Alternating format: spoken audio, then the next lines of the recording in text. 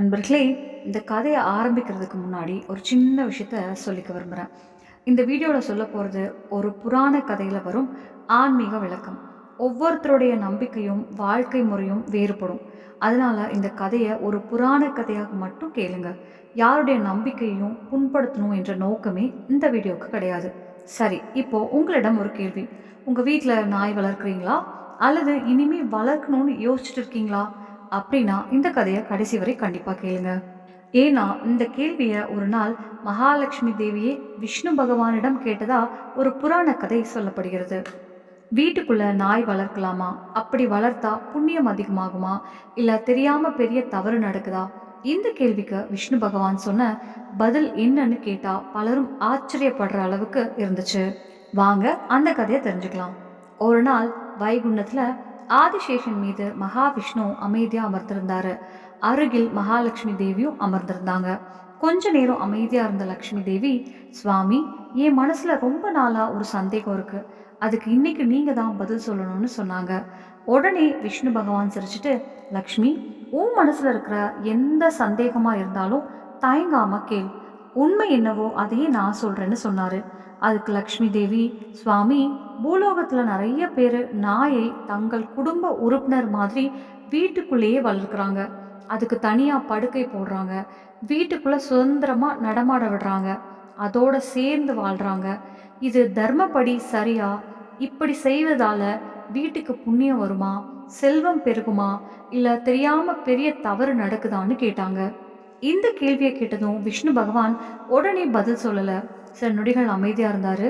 அப்புறம் லக்ஷ்மி தேவியை பார்த்து, லக்ஷ்மி, இந்த கேள்வி உனக்கு மட்டும் இல்ல, கலியுகத்துல வாழ்ற நிறைய பேரோட மனசுல இருக்கிற சந்தேகம் இதுதான். அதனால நான் நேரடியா பதில் சொல்ல மாட்டேன். ஒரு கதையை சொல்றேன். அந்த கதையை முழுசா கேட்டா உன் சந்தேகத்துக்கு பதில் தானாவே கிடைக்கும்னு சொன்னாரு. உடனே லக்ஷ்மி தேவி, சுவாமி, நான் முழு கவனத்தோட கேட்குறேன். தயவு செய்து கதையை சொல்லுங்கன்னு சொன்னாங்க. விஷ்ணு பகவான் கதையை ஆரம்பிச்சாரு. பூலோகத்துல ஒரு அழகான கிராமம் இருந்துச்சு. அந்த கிராமத்துல மீனாட்சின்னு ஒரு வயதான அம்மா வாழ்ந்துட்டு இருந்தாங்க. அந்த ஊர்ல அவங்கள பற்றி தெரியாதவங்க யாருமே இல்லை. ஏன்னா தினமும் அதிகாலையிலேயே எழுந்து குளிச்சுட்டு இறைவனை வழிபடுவாங்க. கோவிலுக்கு போவாங்க. பசிச்சவங்களுக்கு சாப்பாடு போடுவாங்க. ஏழைகளுக்கு உதவி செய்வாங்க. பசுக்களுக்கு தீவனம் வைப்பாங்க. தன்னால முடிஞ்ச அளவுக்கு தினமும் ஒரு நல்ல காரியம் செய்யாம தூங்கவே மாட்டாங்க. அதனால அந்த ஊர்ல இருக்கிற எல்லாரும் மீனாட்சி அம்மா மாதிரி நல்ல மனசு கொண்டவங்க ரொம்ப கம்மின்னு சொல்லிக்கிட்டே இருப்பாங்க. ஆனா அவர்கிட்ட ஒரு பழக்கம் இருந்துச்சு. அந்த ஒரு பழக்கம்தான் அடுத்தடுத்த சம்பவங்களுக்கு காரணமா மாறப்போகுதுன்னு அப்போ யாருக்குமே தெரியல. மீனாட்சி அம்மாவுக்கு நாய்கள் மேல ரொம்ப பாசம். ஒரு நாள் தெரு ஓரத்துல காயமா கிடந்த ஒரு சின்ன நாய்க்குட்டியை பார்த்தாங்க. அதை அப்படியே தூக்கிக்கிட்டு வீட்டுக்கு வந்தாங்க. மருந்து போட்டாங்க. அன்பா சாப்பாடு கொடுத்தாங்க. சில நாட்கள்ல அந்த நாய்க்குட்டி முழுசா குணமாயிடுச்சு. அதுக்கப்புறம் அதை வீட்டை விட்டு வெளியே போகவே இல்லை. மீனாட்சி அம்மாவும் அதை வெளியே அனுப்ப மனசு வரல. வீட்டுக்குள்ளேயே வளர்க்க ஆரம்பிச்சாங்க. சமையலறை, பூஜை அறை, படுக்கை அறை, எந்த இடத்துக்கும் அதுக்கு தடை இல்லை. இரவு ஆனதும் மீனாட்சி அம்மாவோட கட்டிலேயே வந்து தூங்கும். இதை பார்த்த அக்கம் பக்கத்துல இருந்த சிலர், அம்மா, நாய்க்கு அன்பு கொடுக்கறது நல்ல விஷயம், ஆனா வீட்டுக்குள்ள இப்படி வளர்க்காதீங்கன்னு பல தடவை சொன்னாங்க. ஆனா மீனாட்சி அம்மா ஒவ்வொரு தடவையும் அது வாயில்லா ஜீவன், அதுக்கும் அன்பு வேணாமான்னு சிரிச்சுட்டே பதில் சொல்லுவாங்க. நாய்க்கு அன்பு காட்டுறது தவறுன்னு யாரும் சொல்ல முடியாது. ஆனா அந்த காலத்துல இருந்த சில பெரியவர்கள், ஒவ்வொரு உயிருக்கும் அதுக்கான இடம் இருக்கு, அதை கடக்கக்கூடாதுன்னு அடிக்கடி சொல்லுவாங்க. ஆனா மீனாட்சி அம்மா அந்த வார்த்தைகளை பெருசா எடுத்துக்கவே இல்லை. அன்புக்கு எல்லை எதுக்குன்னு நினைச்சுக்கிட்டு தன்னோட வழியிலேயே வாழ்ந்துட்டு இருந்தாங்க. நாட்கள் வேகமா ஓடுச்சு. நாயும் பெரியதா வளர்ந்துச்சு. வீட்டில் இருக்கிறவங்க எல்லாரையும் விட அது மீனாட்சி அம்மாவோட தான் அதிக நேரம் செலவழிச்சுது. அவங்க எங்க போனாலும் பின்னாடியே போகும். பூஜை பண்ணும்போதும் பக்கத்திலேயே உட்காந்துருக்கும். சாப்பிடும் போதும் அருகிலேயே இருக்கும். இரவு ஆனதும் கட்டில் மேல ஏறி தூங்கும். இதெல்லாம் மீனாட்சி அம்மாவுக்கு ரொம்ப சந்தோஷமா இருந்துச்சு. ஆனா காலம் யாருக்காகவும் நிக்காது. ஒரு நாள் திடீர்னு மீனாட்சி அம்மாவுக்கு கடுமையான உடல்நிலை பாதிப்பு வந்துச்சு. வைத்தியம் பார்த்தாங்க. மருந்து கொடுத்தாங்க. ஊர்ல இருந்தவங்க எல்லாரும் வந்து பார்த்துட்டு போனாங்க. இவங்களுக்கு எதுவும் ஆகக்கூடாதுன்னு இறைவன் கிட்ட வேண்டிக்கிட்டாங்க. ஆனா விதி வேற மாதிரி முடிவு எடுத்திருந்துச்சு. சில நாட்களுக்குள்ளேயே மீனாட்சி அம்மா உயிரை விட்டாங்க. அந்த செய்தி ஊர் முழுக்க பரவுச்சு. உறவினர்கள் வந்தாங்க. மகன்களும் மருமகள்களும் கண்ணீர் விட்டாங்க. எல்லா இறுதிச் சடங்குகளும் முறையா நடந்துச்சு. வீட்ல இருந்த அந்த நாய் மட்டும் எதுவுமே புரியாம கதவுகிட்டயே உட்கார்ந்து கொண்டே இருந்துச்சு. யாராவது கதவை திறந்தா உள்ள ஓடி வந்து மீனாட்சி அம்மாவை தேடும். கிடைக்கலனா மீண்டும் வாசலுக்கே வந்து அமைதியா படுத்துக்கொள்ளும். அதை பார்த்த பலருக்கும் கண்ணு கலங்குச்சு. அதே நேரத்துல பூமியில நடந்த இந்த சம்பவம் முடிஞ்ச உடனே யமலோகத்துல இன்னொரு சம்பவம் ஆரம்பமாயிடுச்சு. யமராஜன் தன்னோட யமதூதர்களை பார்த்து, பூலோகத்துல இருந்து மீனாட்சி என்ற பெண்ணோட ஆயுள் முடிஞ்சிருக்கு, போய் அவங்களோட ஆன்மாவை அழைச்சிட்டு வாங்கன்னு கட்டளை கொடுத்தாரு. அடுத்த நொடியே யமதூதர்கள் பூமிக்கு வந்தாங்க. மீனாட்சி அம்மாவோட ஆன்மாவை மரியாதையை அழைச்சிட்டு யமலோகத்தை நோக்கி நடக்க ஆரம்பிச்சாங்க. கொஞ்ச தூரம் நடந்ததும் அவங்க முன்னாடி ஒரு பெரிய ஆறு குறுக்கே ஓடிக்கிட்டு இருந்துச்சு. அந்த ஆற்றோட தண்ணீர் வேகமா கொந்தளிச்சு ஓடுச்சு. சாதாரணமா யாராலும் அதை கடக்க முடியாத மாதிரி இருந்துச்சு. அப்போ யமதூதர்கள் மீனாட்சி அம்மாவை பார்த்து, அம்மா, நீங்க உயிரோட இருந்தப்போ எப்போதாவது கோதானம் பண்ணியிருக்கீங்களா? உண்மையா சொல்லுங்க. ஏன்னா இந்த ஆற்றை கடக்க அதுதான் உதவும்னு கேட்டாங்க. இந்த கேள்வியை கேட்டதும் மீனாட்சி அம்மா கொஞ்சம் யோசிச்சாங்க. அடுத்த நொடியே, ஆமா, நான் ஒரு முறை கோதானம் பண்ணியிருக்கேன்னு மனசார நினைச்சாங்க. அவ்வளவுதான். அந்த நொடியே எங்கிருந்தோ ஒரு அழகான பசு அவங்க முன்னாடி வந்து நின்னுச்சு. மீனாட்சி அம்மா அந்த பசுவோட வாலை பிடிச்சுக்கிட்டாங்க. கண் இமைக்கிற நேரத்துல அந்த பசு அவங்கள பாதுகாப்பா ஆற்றை கடத்துச்சு. அந்த காட்சியை பார்த்த மீனாட்சி அம்மாவுக்கு ஒரே ஆச்சரியம். பூலோகத்துல செய்த நல்ல செயல்கள் இங்க உண்மையாவே நமக்கு உதவுதான்னு அவங்களுக்குள்ளேயே ஒரு எண்ணம் வந்துச்சு. ஆற்றை கடந்த பிறகு மீனாட்சி அம்மாவும் யமதூதர்களும் மீண்டும் முன்னாடி நடக்க ஆரம்பிச்சாங்க.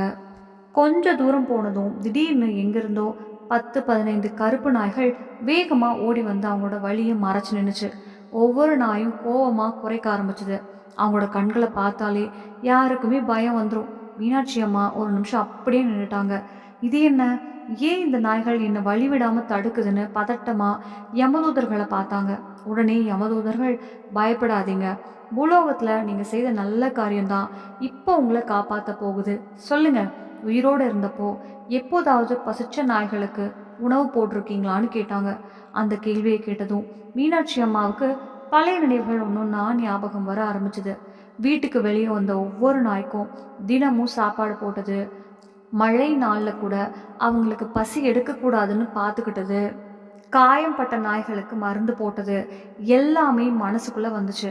உடனே அவங்க மனசார இறைவனை நினச்சி நான் முடிஞ்ச அளவுக்கு நாய்களுக்கு உணவு போட்டிருக்கேன்னு நினச்சாங்க. அடுத்த நொடியே அந்த கருப்பு நாய்களோட குரல் மெதுவாக குறைய ஆரம்பிச்சுது. கொஞ்ச நேரத்தில் எல்லா நாய்களும் அமைதியாக வழியை விட்டு விலகி நின்றுச்சு. மீனாட்சி அம்மா எந்த ஆபத்தும் இல்லாமல் அவங்கள கடந்து போயிட்டாங்க. இதை பார்த்ததும் அவங்களுக்கு இன்னொரு விஷயம் புரிஞ்சுது. பூலோகத்தில் நாம் செய்கிற நல்ல செயல் ஒன்றும் வீணாக போகாது. ஆனால் அந்த பயணம் இன்னும் முடியலை. கொஞ்சம் தூரம் போனதும் திடீர்னு ஒரு பெரிய காக்கை பறந்து வந்து மீனாட்சி அம்மாவோட தலையை அழகால கொத்த ஆரம்பிச்சுது. ஒரு தடவை 2 தடவை தொடர்ந்து கொத்திக்கிட்டே இருந்துச்சு. வலியால் மீனாட்சி அம்மா தலையை கைகளால் மூடிக்கிட்டாங்க. ஐயோ, இதை விரட்டுங்கன்னு பதட்டமாக சொன்னாங்க. யமதூதர்கள் அமைதியா, அம்மா, நீங்க உயிரோடு இருந்தப்போ துறவிகள், சாமியார்கள், ஆன்மீக பெரியவர்களுக்கு மரியாதை கொடுத்து உதவி செய்திருக்கிறீங்களான்னு கேட்டாங்க. மீனாட்சி அம்மா உடனே, ஆமா, எங்க வீட்டுக்கு யாராவது சாமியார் வந்தா வெறுங்கையோட அனுப்புனதே இல்லை. சாப்பாடு போட்டிருக்கேன், மரியாதை கொடுத்துருக்கேன், என்னால் முடிஞ்ச உதவியும் செஞ்சுருக்கேன்னு மனசார நினச்சாங்க. அவ்வளவுதான். அந்த காக்கை உடனே கொத்துறதை நிறுத்திடுச்சு. ஒரு சுற்று சுற்றிட்டு அங்கேருந்து பறந்து போயிருச்சு. மீனாட்சி அம்மா ஒரு பெரும் மூச்சு விட்டாங்க. இங்கே ஒவ்வொரு இடத்துலையும் பூலோகத்தில் செய்த ஒவ்வொரு செயலுக்கும் கணக்கு இருக்குதேன்னு ஆச்சரியமா யமதூதர்களை பார்த்தாங்க. ஆனால் யமதூதர்கள் எதுவும் பேசல. அமைதியா, வாங்க, இன்னும் பயணம் இருக்குன்னு மட்டும் சொல்லிட்டு முன்னாடி நடக்க ஆரம்பிச்சாங்க. மீனாட்சி அம்மாவுக்கும் தெரியல, இப்போ வரைக்கும் அவங்கள காப்பாத்துனது அவங்க செய்த நல்ல செயல்கள். ஆனா இன்னும் சில நிமிஷங்கள்ல அவங்க வாழ்க்கையில செய்த ஒரே ஒரு தவறு அந்த எல்லா நற்செயல்களையும் கேள்விக்குறி ஆக்க போகுது. ஆற்றையும் கடந்தாங்க, கருப்பு நாய்களையும் கடந்தாங்க, காக்கையோட தொல்லையும் முடிஞ்சிச்சு. அதுக்கப்புறம் மீனாட்சி அம்மாவும் யமதூதர்களும் மீண்டும் முன்னாடி நடந்தாங்க. கொஞ்ச தூரம் போனதும் தரை முழுக்க கூர்மையான முட்கள் பரவி கிடந்துச்சு. அதை தவிர்க்க முடியாத மாதிரி இருந்துச்சு. ஒரு அடி எடுத்து வச்ச உடனே முட்கள் காலில் குத்த ஆரம்பிச்சது. வலியால மீனாட்சி அம்மா நடக்கவே முடியாம திணறினாங்க. ஐயோ! என்னால ஒரு அடி கூட எடுத்து வைக்க முடியலன்னு சொன்னாங்க. அப்போ யமதூதர்கள், அம்மா, பூலோகத்துல இருந்தப்போ எப்போதாவது ஏழைகளுக்கு செருப்பு அல்லது காலணி தானம் செய்திருக்கிறீங்களான்னு கேட்டாங்க. உடனே மீனாட்சி அம்மாவுக்கு ஒரு சம்பவம் ஞாபகம் வந்துச்சு. கோடை வெயில்ல கால்ல செருப்பு இல்லாம நடந்த ஒரு முதியவரை பார்த்து அவருக்கு புதுசா செருப்பு வாங்கி கொடுத்து, கோவிலுக்கு வந்த சில ஏழைகளுக்கும் காலணி தானம் செய்தது எல்லாமே மனசுக்குள்ள வந்துச்சு. ஆமா, என்னால முடிஞ்ச அளவுக்கு செய்திருக்கேன்னு மனசார நினைச்சாங்க. அடுத்த நொடியே அழகான ஒரு ஜோடி செருப்பு அவங்களோட கால்ல தானாவே வந்துச்சு. முட்கள் இருந்த பாதையில கூட எந்த வழியும் இல்லாம அவங்க நடக்க ஆரம்பிச்சாங்க. மீனாட்சி அம்மாவுக்கு இப்போ ஒரு விஷயம் நல்லாவே புரிய ஆரம்பிச்சுது. பூலோகத்துல நாம செய்யற ஒவ்வொரு நல்ல செயலுக்கும் இங்க ஒரு மதிப்பு இருக்கு. அதுக்கப்புறம் யமதூதர்கள் அவங்கள அழைச்சிக்கிட்டு இன்னும் கொஞ்சம் தூரம் நடந்தாங்க. இறுதியா ஒரு மிகப்பெரிய சபை அவங்களோட கண்ணு முன்னாடி தெரிஞ்சிச்சு. அங்கிருந்த அமைதியை பார்த்தாலே யாருக்கும் ஒரு விதமான பயமும் மரியாதையும் வந்துடும். சபையின் நடுவுல கம்பீரமா அரியணையில யமராஜன் அமர்ந்திருந்தாரு. அவருக்கு அருகில ஒவ்வொரு உயிரோட பிறப்பு முதல் இறப்பு வரை செய்த எல்லா செயல்களையும் பதிவு பண்ணி வச்சிருந்த சித்திரகுப்தர் நின்றுட்டு இருந்தாரு. மீனாட்சி அம்மாவை பார்த்ததும் யமதூதர்கள் கைகளை கூப்பிட்டு, தர்மராஜா, பூலோகத்துல இருந்த மீனாட்சி என்ற பெண்ணை உங்க முன்னாடி அழைச்சிக்கிட்டு வந்திருக்கோன்னு சொன்னாங்க. யமராஜன் அமைதியா தலையசைத்தாரு. அப்புறம் சித்திரகுப்தரை பார்த்து, இவங்களோட வாழ்க்கை கணக்க பாருன்னு சொன்னாரு. சித்திரகுப்தர் முன்னாடி இருந்த பெரிய கணக்கு புத்தகத்தை திறந்தாரு. ஒரு பக்கம் தானங்கள், மற்றொரு பக்கம் பூஜைகள், அடுத்த பக்கம் பசுக்களுக்கு செய்த உதவிகள், பசித்தவர்களுக்கு போட்ட உணவு, ஏழைகளுக்கு செய்த நன்மைகள், ஒவ்வொரு பக்கத்தையும் திருப்பி பார்த்தாரு. பிறகு மெதுவா புத்தகத்தை மூடினாரு. யமராஜனை பார்த்து, தர்மராஜா, இந்த அம்மா வாழ்நாள் முழுக்க நிறைய புண்ணியங்கள் செய்திருக்காங்க. இறைவன் மேல உண்மையான பக்தியும் இருந்திருக்கு. பல பேருக்கு உதவி செய்திருக்காங்க. கணக்குப்படி இவங்க புண்ணியம் ரொம்ப அதிகம் அப்படின்னு சொன்னாரு. அதை கேட்ட மீனாட்சி அம்மாவுக்கு முகம் முழுக்க சந்தோஷம் வந்துச்சு. அப்படின்னா நான் சொர்க்கத்துக்கு போகலான்னு அர்த்தம் தானேன்னு மனசுக்குள்ள நினைச்சாங்க. ஆனா அடுத்த நொடியே யமராஜன் சொன்ன ஒரு வார்த்தை அவங்களோட சந்தோஷத்தை ஒரே நொடியில உடைச்சு போட போகுது.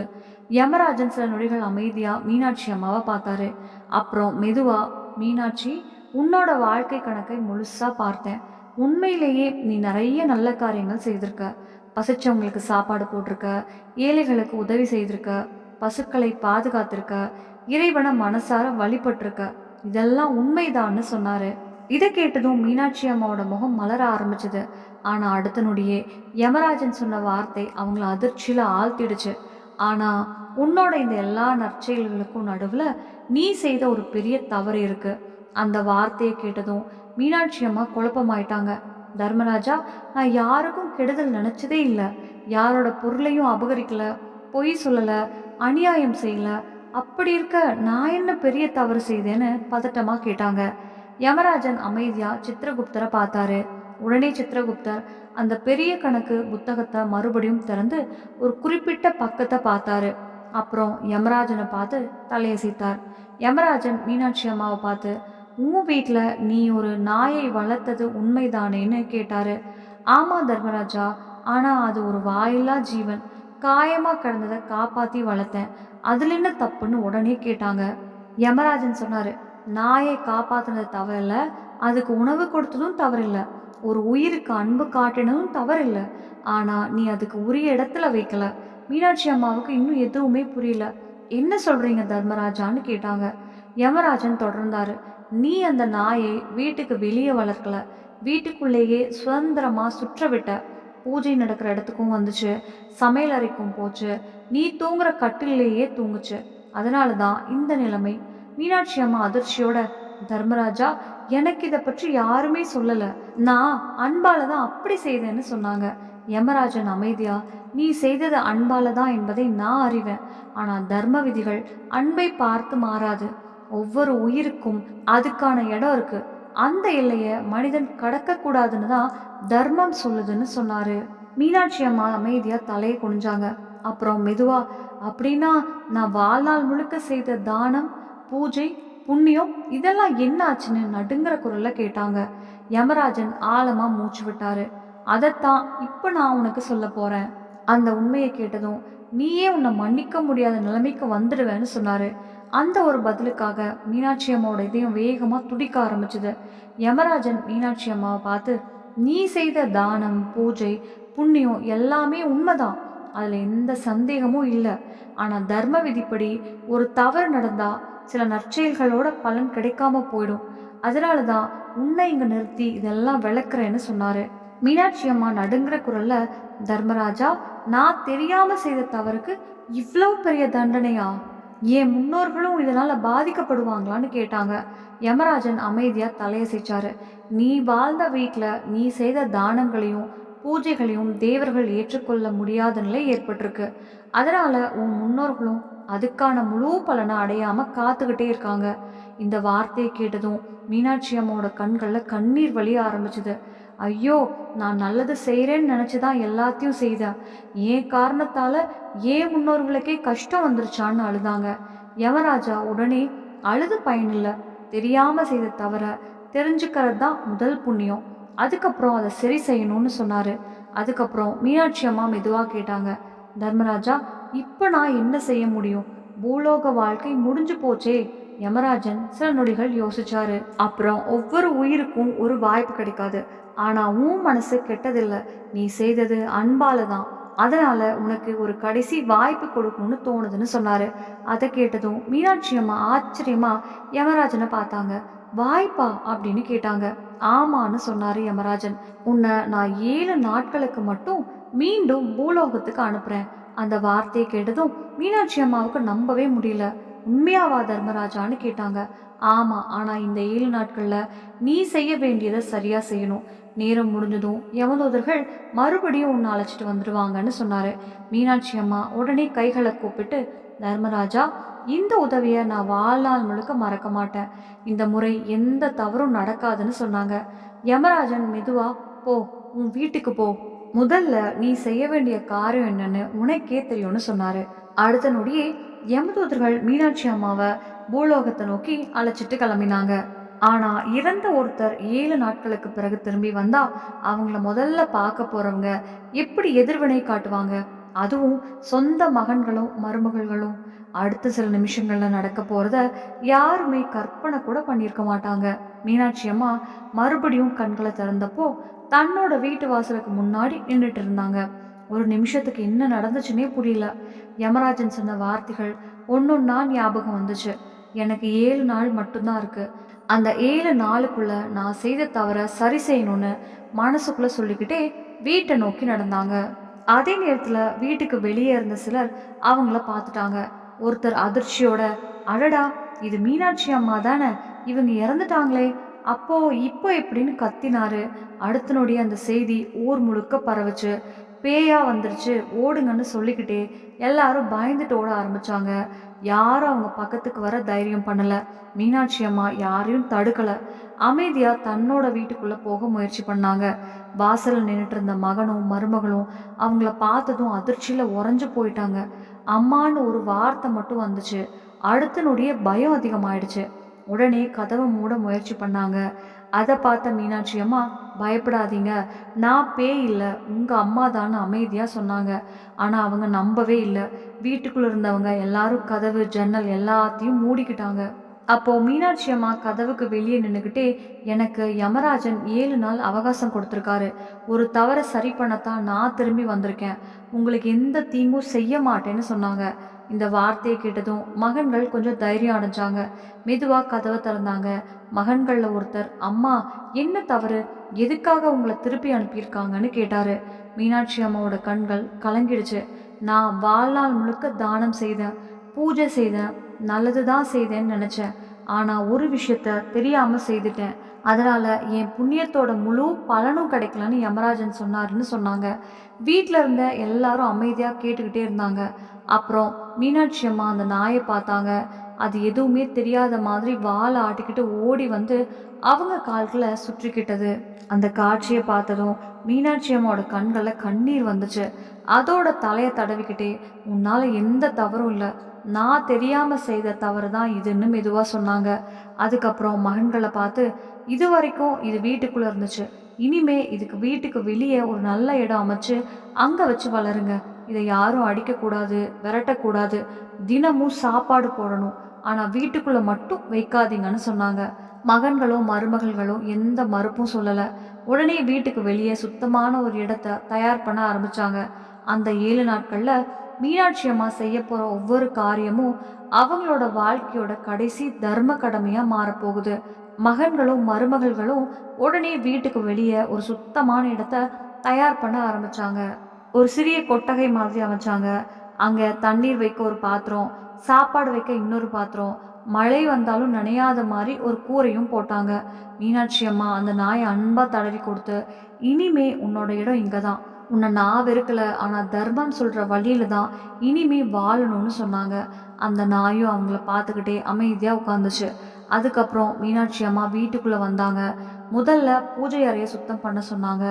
வீடு முழுக்க சுத்தம் பண்ணினாங்க. அப்புறம் இறைவன் முன்னாடி விளக்கேற்றி நான் தெரியாமல் செய்த தவறை மன்னிச்சிடுங்கன்னு மனசார பிரார்த்தனை பண்ணாங்க. அடுத்த சில நாட்கள் அவங்க நேரத்தை வீணாக்கவே இல்லை. அதிகாலையில் எழுந்து இறைவனை வழிபடுவாங்க. பசுக்களுக்கு தீவனம் வைப்பாங்க. பசிச்சவங்களுக்கு சாப்பாடு போடுவாங்க. ஏழைகளுக்கு தானம் கொடுப்பாங்க. வீட்டுக்கு வெளியே இருந்த நாய்க்கு தன்னோட கையாலேயே தினமும் உணவு வைப்பாங்க. அதை பார்த்த ஊர் மக்கள் இருந்துட்டு திரும்பி வந்ததுக்கப்புறம் மீனாட்சி அம்மாவே மாறிட்டாங்களேன்னு ஆச்சரியமாக பேச ஆரம்பித்தாங்க. கொஞ்ச நாளில் அந்த விஷயம் ஊர் முழுக்க பரவுச்சு. யமலோகத்துக்கு போயிட்டு திரும்பி வந்த அம்மா தர்மத்தோட ரகசியத்தை சொல்கிறாங்களான்னு கேள்விப்பட்டவங்க கூட்டம் கூட்டமாக அவங்க வீட்டுக்கு வர ஆரம்பித்தாங்க. மீனாட்சி அம்மா யாரையும் வெறுங்கையோடு அனுப்பலை. எல்லாரையும் உட்கார வச்சு நல்லது செய்யணும், ஆனால் தர்மம் சொல்கிற முறையில் செய்யணும், தெரியாமல் செய்கிற தவறுகளும் வாழ்க்கையில் பெரிய விளைவுகளை கொடுக்கலான்னு அமைதியாக சொல்ல ஆரம்பித்தாங்க. அந்த கூட்டத்தில் பக்கத்து வீட்டு கமலம் என்ற பெண்ணும் இருந்தாங்க. முதல் நாள்லேருந்து ஒரு நாள் கூட தவறாமல் மீனாட்சி அம்மா சொல்கிற ஒவ்வொரு வார்த்தையும் கவனமாக கேட்டாங்க. பூஜையிலையும் கலந்து கொண்டாங்க. தானத்திலையும் உதவி செய்தாங்க. பசிச்சவங்களுக்கு உணவு கொடுக்கறதுல கூட கை கொடுத்தாங்க. மீனாட்சி அம்மா சொல்கிற ஒவ்வொரு தர்ம கருத்தையும் மனசில் பதிச்சுக்கிட்டாங்க. இப்படியே ஒரு நாள், 2 நாள், 3 நாள் என்று காலம் வேகமாக ஓடுச்சு. யாரும் கவனிக்காமலே யமராஜன் கொடுத்த 7 நாட்களில் 6வது நாளும் முடிஞ்சு போச்சு. இப்போ மீதம் இருந்தது ஒரே ஒரு நாள் மட்டும்தான். மீனாட்சி அம்மாவுக்கும் அது நல்லாவே தெரியும். அதனால் கடைசி நாளில் அவங்க செய்ய போகிற ஒரு விஷயம் அந்த ஊரில் இருந்த எல்லாரோட வாழ்க்கையையும் மாற்ற போகுது. மீனாட்சி அம்மாவுக்கு யமராஜன் கொடுத்த 7 நாட்கள் முடிவடைய இன்னும் ஒரு நாள் மட்டும்தான் இருந்துச்சு. அந்த ஒரு நாளையும் வீணாக்க கூடாதுன்னு நினச்ச அவங்க அதிகாலையிலேயே எழுந்து குளிச்சுட்டு இறைவனை மனசார வழிபட்டாங்க. அன்னதானம் பண்ணாங்க. ஏழைகளுக்கு தன்னால் முடிஞ்ச உதவிகளை செய்தாங்க. பசுக்களுக்கு தீவனம் வச்சாங்க. வீட்டுக்கு வெளியே இருந்த நாய்க்கும் அன்போட சாப்பாடு போட்டாங்க. இதை பார்த்த ஊர் மக்கள் எல்லாரும் மீனாட்சி அம்மா ஏதோ பெரிய விஷயத்த புரிஞ்சுக்கிட்டு வந்திருக்காங்கன்னு பேசிக்கிட்டே இருந்தாங்க. அந்த நேரத்தில் மீனாட்சி அம்மா நான் யமலோகத்தில் பார்த்ததையும் தர்மராஜன் எனக்கு சொன்னதையும் நான் மட்டும் தெரிஞ்சுக்கிட்டா அதில் எந்த பயனும் இல்லை. இந்த உண்மை உங்களுக்கும் தெரியணும்னு சொல்லி ஊரில் இருந்த எல்லாரையும் வீட்டுக்கு வர சொன்னாங்க. மாலைக்குள்ளே அந்த வீட்டில் மக்கள் கூட்டம் நிரம்பிடுச்சு. வயசானவங்க, இளைஞர்கள், பெண்கள், குழந்தைகள் என்று எல்லாரும் அமைதியாக உட்காந்துருந்தாங்க. யாருமே சத்தம் போடலை. மீனாட்சி அம்மா என்ன சொல்ல போகிறாங்கன்னு தெரிஞ்சுக்கணும்னு எல்லாரும் ஆவலாக இருந்தாங்க. அப்போது மீனாட்சி அம்மா மெதுவாக பேச ஆரம்பித்தாங்க. நான் இறந்த பிறகு என்ன நடந்துச்சுன்னு உங்களுக்கு தெரியாது. யமதூதர்கள் என்னை யமலோகத்துக்கு அழைச்சிக்கிட்டு போனாங்க. வழியில் நான் பூலோகத்தில் செய்த ஒவ்வொரு நல்ல செயலுக்கும் எப்படி பலன் கிடைச்சது என் கண்ணால் பார்த்தேன். பசுவை தானம் செய்ததால் ஆற்ற கடந்தேன். நாய்களுக்கு உணவு போட்டதால் கருப்பு நாய்கள் வழிவிட்டுச்சு. துறவிகளை மதிச்சதால் காக்கை விலகிடுச்சு. காலனி தானம் செய்ததால் முட்கள் குத்தாமல் நான் நடந்தேன். அப்போ தான் ஒரு விஷயம் புரிஞ்சிச்சு. மனிதன் செய்கிற நல்ல செயல்கள் எதுவும் வீணாகாது. ஆனால் அதே நேரத்தில் தெரியாமல் செய்கிற ஒரு தவறும் அதோட பலனை பாதிக்கலாம். அதனால் நல்லது செய்கிறதுக்கு முன்னாடி தர்மம் என்ன சொல்லுதுன்னு தெரிஞ்சுக்கணும்னு சொன்னாங்க. அவங்க சொன்ன ஒவ்வொரு வார்த்தையும் மக்கள் மூச்சு விடாமல் கேட்டுக்கிட்டே இருந்தாங்க. அந்த கூட்டத்தில் பக்கத்து வீட்டில் இருந்த கமலம் என்ற பெண்ணும் இருந்தாங்க. முதல் நாளிலிருந்து மீனாட்சி அம்மா சொல்கிற ஒவ்வொரு தர்ம கருத்தையும் கவனமாக கேட்டவங்க அவங்க தான். பூஜையில் கலந்து கொண்டாங்க. தானத்தில் உதவி செய்தாங்க. ஏழைகளுக்கு உணவு கொடுக்கறதுல கூட கை கொடுத்தாங்க. மீனாட்சி அம்மா சொன்னதை கேட்கறதோட மட்டும் நிற்காம அதை வாழ்க்கையிலையும் கடைபிடிக்க ஆரம்பித்தாங்க. இதை பார்த்த மீனாட்சி அம்மாவுக்கு மனசுக்குள்ள ஒரு திருப்தி வந்துச்சு. நான் போன பிறகும் இந்த தர்மம் யாராவது ஒருத்தரால் தொடரணும்னு நினச்சாங்க. அப்படியே அந்த நாள் முழுக்க இறைவன் நாமம், தானம், தர்மம், நல்ல செயல்கள் என்று கலைஞ்சிச்சு. இரவு நெருங்க நெருங்க மீனாட்சி அம்மாவுக்கு ஒரு விஷயம் மட்டும் தெளிவா தெரிஞ்சுச்சு. யமராஜன் கொடுத்த 7 நாட்கள் முடிஞ்சிருச்சு. இனி யமதூதர்கள் எந்த நேரத்திலயும் வரலாம். மாலை முடிஞ்சு இரவு ஆரம்பிச்சது. மீனாட்சி அம்மா வீட்டுக்கு வெளியே வானத்தை பார்த்துக்கிட்டு அமைதியா உட்கார்ந்துருந்தாங்க. முகத்துல பயம் இல்ல, வருத்தமும் இல்ல. ஒரு விதமான அமைதி தான் இருந்துச்சு. எனக்கு கொடுக்கப்பட்ட நேரம் முடிஞ்சிருச்சு. இனி என்ன நடக்குதோ அதை மனசார ஏத்துக்கிறேன்னு இறைவனை நினைச்சுக்கிட்டே இருந்தாங்க. அந்த நேரத்துல வீட்டுக்குள்ள இருந்த மகன்களும் மருமகள்களும் அழ ஆரம்பிச்சாங்க. அம்மா, நீங்க எங்களை விட்டுட்டு மறுபடியும் போயிடாதீங்கன்னு கண்ணீர் விட்டாங்க. அதுக்கு மீனாட்சி அம்மா சிரிச்சுக்கிட்டே, பிறந்த ஒவ்வொருத்தரும் ஒரு நாள் போகத்தான் வேண்டும். ஆனா போறதுக்கு முன்னாடி நல்லது செஞ்சு போறோமோ என்பதுதான் முக்கியம். நான் செய்த தவிர கடவுள் எனக்கு காட்டினாரு. அதை சரி செய்ய ஒரு வாய்ப்பும் கொடுத்தாரு. அதை விட பெரிய பாக்கியம் வேற என்ன வேணும்னு சொன்னாங்க. அவங்க பேசிக்கிட்டே இருந்த நேரத்துல திடீர்னு வீடு முழுக்க ஒரு வித்தியாசமான ஒளி பரவ ஆரம்பிச்சது. அந்த ஒளி சாதாரண விளக்கு வெளிச்சம் மாதிரி இல்ல. பார்த்தவங்க கண்களை கூச வைக்கிற அளவுக்கு பிரகாசமா இருந்துச்சு. அந்த ஒளியோடு சேர்ந்து இனிமையான மணி ஓசையும் கேட்க ஆரம்பிச்சது. வீட்டுக்கு வெளியே நின்றுட்டு இருந்த மக்கள் எல்லாரும் அதிர்ச்சியோட மேல பார்த்தாங்க. வானத்துல இருந்து மெதுவா ஒரு தெய்வீக விமானம் கீழே இறங்கிட்டு இருந்துச்சு. அந்த காட்சியை பார்த்த உடனே எல்லாரும் கைகளை கூப்பிட்டு நின்னுட்டாங்க. சொர்க்கத்துல இருந்து விமானம் வந்திருக்குன்னு ஊர் முழுக்க பரபரப்பு ஏற்பட்டுச்சு. விமானம் மீனாட்சி அம்மா நின்றுட்டு இருந்த இடத்துக்கு முன்னாடி வந்து நின்னுச்சு. அதை பார்த்த ஊர் மக்கள், இந்த விமானத்துல ஏறிட்டோம்னா நாமளும் சொர்க்கத்துக்கு போயிடலாம்னு நினைச்சுக்கிட்டு ஒரே நேரத்துல முன்னாடி வர ஆரம்பிச்சாங்க. சிலர் விமானத்துல ஏற முயற்சி பண்ணாங்க. அப்ப மீனாட்சி அம்மா கையை உயர்த்தி, நில்லுங்க, இப்படி ஏற முடியாதுன்னு அமைதியா சொன்னாங்க. எல்லாரும் அவங்கள பார்த்தாங்க. மீனாட்சி அம்மா மெதுவா பேச ஆரம்பிச்சாங்க. சொர்க்கத்துக்கு போறது ஆசைப்பட்டாலே மட்டும் போதாது, அதுக்கான வாழ்க்கையையும் வாழணும், நல்லது செய்யணும், பசிச்சவங்களுக்கு உணவு கொடுக்கணும், வயசான அப்பா அம்மாவை அன்போட பார்த்துக்கணும், இறைவனை மனசார நினைக்கணும். இந்த 7 நாள்ல நான் சொன்ன தர்ம கதையை முழு மனசோட கேட்டது ஒரே ஒருத்தர் தான் அப்படின்னு சொல்லிட்டு கூட்டத்துல இருந்த கமலத்தை பார்த்தாங்க. கமலம், நீ வா. இந்த வார்த்தையை கேட்ட கமலம் அதிர்ச்சியில் நின்னுட்டாங்க. தன்னையே கூப்பிடுறாங்கன்னு முதல்ல நம்பவே முடியல. மெதுவா முன்னாடி வந்தாங்க. அங்க நின்றுட்டு இருந்த எல்லாரும் அந்த காட்சியை ஆச்சரியமா பார்த்துக்கிட்டே இருந்தாங்க. ஆனா அடுத்த நிமிஷம் மீனாட்சி அம்மா எடுத்த ஒரு முடிவு அங்க நின்றுட்டு இருந்த எல்லாரோட கண்களையும் கலங்க வைக்க போகுது. மீனாட்சி அம்மா கமலத்தை முன்னாடி வர சொன்னதும் அவங்க கண்கள்ல கண்ணீர் வலிய ஆரம்பிச்சுது. அம்மா, நான் இதுக்கெல்லாம் தகுதியானவளே இல்லை. நான் உங்களோட சேர்ந்து இருந்தது 7 நாள் தான்னு தயக்கத்தோட சொன்னாங்க. அதுக்கு மீனாட்சி அம்மா புன்னகைச்சிட்டு, கமலம், சொர்க்கத்துக்கு வருஷக்கணக்கா வாழ்ந்ததால இடம் கிடைக்காது, நல்ல மனசோட வாழ்ந்தாதான் இடம் கிடைக்கும். நான் சொன்ன ஒவ்வொரு வார்த்தையும் நீ நம்பிக்கையோட கேட்ட, நல்லது செய்ய ஆரம்பிச்ச, அதனால நீ என் கூட வான்னு சொன்னாங்க. அந்த நேரத்துல ஊர் மக்கள் எல்லாரும் வெக்கத்தோட தலையை குனிஞ்சாங்க. ஒருத்தர் முன்னாடி வந்து, அம்மா, நாங்க பெரிய தவறு பண்ணிட்டோம். நீங்க உண்மையை சொல்ல வந்தப்போ நாங்க பயந்து ஓடிட்டோம். நீங்க சொன்ன தர்மத்தை முன்னாடியே கேட்டிருக்கணும். இப்போ எங்களுக்கும் ஒரு வாய்ப்பு கிடைக்காதான்னு கண்ணீர் மல்க கேட்டாங்க. அவருக்கு பின்னாடி நின்றுட்டு இருந்த எல்லாரும், எங்களையும் மன்னிச்சிடுங்க, நாங்க தெரியாம வாழ்ந்துட்டோம்னு கைகளை கூப்பிட்டாங்க. அவங்கள பார்த்த மீனாட்சி அம்மாவோட மனசு உருகிடுச்சு. தர்மம் தெரிஞ்ச பிறகும் அதை செய்யாம இருந்தா தப்பு தான். ஆனா தெரியாம செய்த தவிர திருத்திக்கணும்னு நினைக்கிற மனசு வந்துட்டா அதுவே பெரிய மாற்றம். நான் வாழ்நாள் முழுக்க சேர்த்த புண்ணியத்துல பாதியை இவங்களுக்கு கொடுக்கணும்னு ஆசைப்படுறேன்னு சொல்லிட்டு வானத்தை நோக்கி கைகளை கூப்பிட்டாங்க. அந்த நொடியே தெய்வீக விமானத்திலிருந்து ஒரு ஒளிக்கதிர் கீழே இறங்குச்சு. அதோட சேர்ந்து யமராஜனோட குரல் கேட்டுச்சு.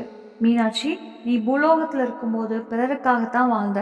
இப்ப கூட உனக்காக எதுவும் கேட்காம உன்னோட புண்ணியத்தையே மற்றவர்களுக்கு கொடுக்க நினைக்கிற. இதுதான் உண்மையான தர்மம். அந்த வார்த்தைகள் கேட்டதும் அங்க நின்றுட்டு இருந்த எல்லாரோட மனசும் நெகிழ்ந்து போச்சு. அடுத்த நொடியே அந்த தெய்வீக ஒளி எல்லார் மேலேயும் பரவுச்சு. மீனாட்சி அம்மாவும் கமலமும் தர்மத்தை மனசார ஏத்துக்கிட்ட அந்த ஊர் மக்களும் கைகளை கூப்பிட்டு இறைவனை வணங்கினாங்க. மீனாட்சி அம்மா கடைசியா தன்னோட வீட்டை பார்த்தாங்க. வீட்டுக்கு வெளியே அமைதியா உட்கார்ந்திருந்த அந்த நாயையும் அன்போட பார்த்து, ஒவ்வொரு உயிரையும் நேசிங்க, ஆனா தர்மம் சொல்ற எல்லையையும் மதிங்கன்னு மனசுக்குள்ள சொல்லிட்டாங்க. அடுத்த நொடியே தெய்வீக விமானம் மெதுவா வானத்தை நோக்கி உயர ஆரம்பிச்சுது. அங்க நின்றுட்டு இருந்த மக்கள் கைகளை கூப்பிட்டு நாராயணா நாராயணான்னு சொல்லிக்கிட்டே அந்த காட்சியை பார்த்துக்கிட்டே இருந்தாங்க. அவ்வளவுதான் நண்பர்களே, இந்த கதை ஒரு புராண கதையில் சொல்லப்படும் ஆன்மீக நம்பிக்கை நமக்கு சொல்கிறது. இதை ஒவ்வொருவரும் தங்களுடைய நம்பிக்கைக்கு ஏற்ப புரிஞ்சுக்கலாம். இந்த கதையிலேருந்து நம்ம எடுத்துக்க வேண்டிய மிகப்பெரிய பாடம் என்னன்னா, எந்த உயிரையும் துன்புறுத்தக்கூடாது. பசிச்ச உயிர்களுடன் உணவளிக்கணும். வயதான பெற்றோர்கள அன்போட கவனிக்கணும். தானம், தர்மம் செய்யணும். அதே நேரத்துல நம்ம நம்புற ஆன்மீக மரபுகளையும் மதிக்கணும் என்பதுதான். இந்த கதை உங்களுக்கு பிடிச்சிருந்தா ஒரு லைக் பண்ணுங்க. உங்க நண்பர்களுக்கும் கண்டிப்பா பகிருங்க. இன்னும் இது போன்ற ஆன்மீக கதைகளை கேட்க எங்கள் ஆன்மீக தமிழ் சேனலை சப்ஸ்கிரைப் பண்ண மறக்காதீங்க. இந்த கதையை பற்றி உங்க கருத்து என்னன்னு கமெண்ட்ல கண்டிப்பா சொல்லுங்க. அடுத்த வீடியோல இன்னொரு அருமையான கதையோட உங்களை சந்திக்கிறேன். அது வரைக்கும் ஜெய் ஸ்ரீ கிருஷ்ணா. நம்ம சேனல்ல பிடிச்சிருச்சுன்னா லைக் பண்ணுங்க, ஷேர் பண்ணுங்க, சப்ஸ்கிரைப் பண்ணுங்க. நன்றி.